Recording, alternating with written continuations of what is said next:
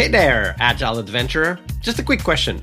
What if, for the price of a fancy coffee or half a pizza, you could unlock over 700 hours of the best Agile content on the planet? That's audio, video, e-courses, books, presentations, all that you can think of.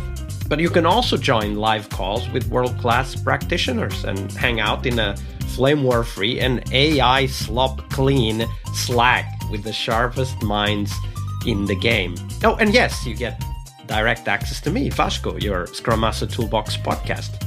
No, this is not a drill. It's the Scrum Master Toolbox membership. And it's your unfair advantage in the Agile world. So if you want to know more, go check out scrummastertoolbox.org/membership. That's scrummastertoolbox.org/membership. And check out all the goodies we have for you. Do it now. But if you're not doing it now, let's listen to the podcast. Hello, everybody. Welcome to one more week of the Scrum Master Toolbox podcast. And this week, joining us from Sydney, Australia, is Terry Haayema. Hey, Terry. Welcome to the show. Hey, Vasco. Delighted to be here. It's an honor to be on what's my favorite podcast. So always happy to talk about Scrum Mastery. And you're already my favorite guest, at least for today.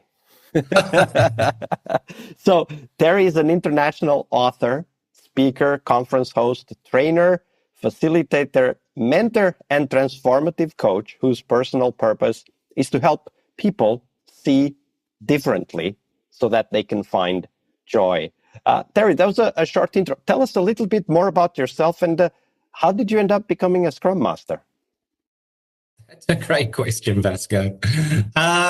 Because I never had actually at any point intended to be a Scrum Master. And in fact, when I did become a Scrum Master, I'd never heard of Scrum or Scrum Master. I was actually a lead developer on a software team, happily chugging away at traditional projects. And one day my manager came to me. He said, "Oh, we're going to do Scrum," which I had no idea what that even meant. I'm from New Zealand, by the way, so Scrum for me is something to do with rugby. And you're going to be the Scrum Master. So I had even less idea what he was talking about at that point. And he gave me a book. He said, "Read that book. That was your training." And so literally for 12 months, we floundered about not really knowing what to do. But we were blessed to be in a space where experimenting and trying things out and getting them a bit wrong and adjusting them was okay. And after about 12 months, it was a seriously high-performing team. We were doing things in that team more than 20-odd years ago that I still see teams struggle with from a technical excellence point of view. So, as I said, I never thought that would be my career. And interestingly, it transformed my whole life because I thought the thing for me was solving technical problems. I loved solving technical problems. But I actually found that people problems were more interesting and much more rewarding. Even though they're a lot more complex, a lot harder, but it's a lot more rewarding. And I love it even more than I used to love solving technical problems. So I have a similar kind of story, although I did stop by in the project management station before I went from technical to Scrum Master. I often call myself a recovering project manager, and I use recovering because I very often fall back to what I learned as a project manager. And I'm keenly aware of that, also painfully aware of that, but it is something that I'm kind of trying to bring in the best from project management without necessarily bringing in the worst, because there are great practices also in the project management community that we can all benefit from. But the people aspect is really important, and because today is Monday, Fail Monday here on the podcast, we should never forget that we are people too. And we make mistakes. And in fact, that's the first question we have for you, Terry. In your learning experience as a Scrum Master and also as a coach, what is that one failure that you want to share with the community? And of course, also share the learning, but share that story with the community. So, just in the interests of honesty and transparency, I've had many failures, Vasco. Okay. It's not like the one I'm going to describe is the only one. But I think it's one that makes for an interesting story and a learning that we can all take from it. So I mentioned my first role as a Scrum Master was kind of accidental, and it was a space where we were allowed to experiment and try things and get it a little bit wrong and then improve it. My second engagement as a Scrum Master was quite different, but I didn't actually know to sense the system, to actually understand what is it about this system that drives the behaviors in the team. And I thought I was there to be Scrum Master, and it's like, oh, we need to estimate with story points and have a daily stand-up and, do all these Scrum things. Oh, we've got to have retros and reviews and planning, and once we do all those things, everything else will be okay. Because the broader system was the thing that was actually driving the behaviors in the team. So without sensing the system, I was there trying to drive processes and practices, and the team were not actually responding to it. They were not able to respond to it. So tell us a little bit more. So we got the picture, right? Like in your second engagement, focusing on the practices, making sure people show up for the daily, that we have the refinement sessions and so on. And you at the time you didn't yet know that you weren't sensing the system. That's an important part of the story, right? So Yes. What was that moment when you realized that, hey, wait, maybe it's not the practices that are not working, maybe something else is going on? Describe that for us. Yeah, so it was really just struggle for a while that forced me to think I need to look at this differently. I need to try something else because this just isn't working. And what I didn't know until I started to try different things was that the way that organization was structured, the testers reported to a test manager and the developers reported to development managers and, BAs reported to analyst managers. And I was there trying to operate as if this was a team. But the way the organization was structured, it was just a loose-knit bunch of talented professionals. So trying to bring people together on this idea of sprint goals and, when we take a story into the sprint, we need to finish it. Little things like that really didn't work until it became clear, after I struggled for a while, not really getting traction, not really helping people, that actually people had their own KPIs. And those KPIs were putting them into conflict with each other.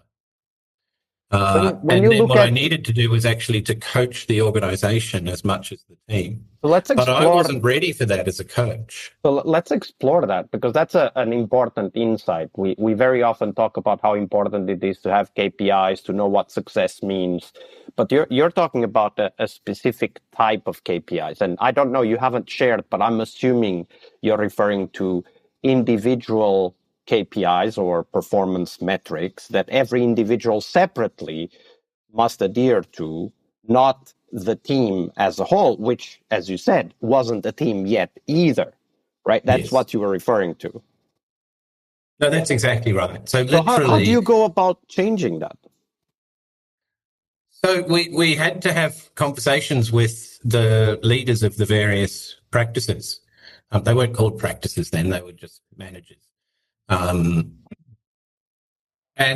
we didn't have any KPIs for a team.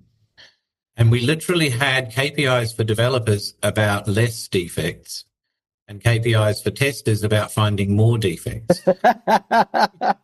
Right? I kid you not. So the developers would hold on to things as long as possible. They'd try to make it absolutely perfect before sharing it with anyone. And that meant then the testers were under pressure because there wasn't time to do the testing properly. And they'd also call anything a defect. I actually had like behavioral things appearing in the team where people were literally in conflict with each other and disliking each other. You imagine in a team, people disliking each other. They don't want to talk to each other. They don't want to actually share anything meaningful when we're coming together for our various events. So we had a conversation with the various managers, and the one thing we were able to do was to just modify them slightly. We didn't change the whole system to get to team KPIs and eliminate these individual KPIs that were causing so much dysfunction, but we did get to adapt them a little bit. So rather than finding more defects, it was about defect leakage, which was kind of a different way to look at it. And we could share some of the KPIs across different people. So then the defect leakage was for the developer and the tester together. And then that allowed them to actually start to collaborate a bit better. It never got all that good, but the learning for me from that was you do need to understand the system that you're in. The Scrum Master is not just the coach for the team, they're the coach for the organization as well. That's a very important realization, which is this idea that we need to look at Scrum Masters, of course, leaders in general, right? Not just Scrum Masters, but Scrum Masters as kind of the triggers and the catalysts. We need to be looking at the end-to-end performance of the system. And that starts with first defining what the system is, because of course, although in the story you told, it is quite obvious that individual metrics for individual people will be conflicting in some cases. It's also possible that individual team metrics for individual teams will be conflicting in some cases. And we need to look at, exactly. And we always need to first start by defining what the system is and then start measuring that system, not the people and not individual teams either. That's a great story. Thank you for sharing that with us, Terry. My pleasure. As I said, I've had many other failures, but I think that's one with a good learning. All right, I hope you liked this episode. But before you hit next episode, here's the deal. This podcast is powered by people like you, the members who wanted more than just inspiration. They wanted real tools and real connection to people who are practicing Agile every day. We're talking access to over 700 hours of Agile Gold, CTO level strategy talks, summit keynotes, live workshops, e-courses, deep dive interviews, books, and if you're into no estimates, we got the pioneers of no estimates in those deep dive interviews as well.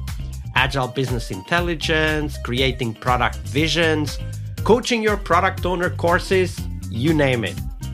You'll get invites to monthly live Q&As with Agile pioneers and practitioners, plus a private Slack community, which is free of all of that AI slop you see everywhere, and of course, without the flame wars. It's a community of practitioners that want to learn and thrive together. It's the best place to connect with community and learn together. So if this podcast has helped you before, imagine what you will get from this podcast membership. So head on over to scrummastertoolbox.org/membership and join the community that's shaping the future of Agile. And we have so much for you. So check out all the details at scrummastertoolbox.org/membership, because listening is great, it's important, but doing it together, that's next level. I'll see you in the community Slack. We really hope you liked our show. And if you did, why not rate this podcast on Stitcher or iTunes? Share this podcast and let other Scrum Masters know about this valuable resource for their work. Remember that sharing is caring.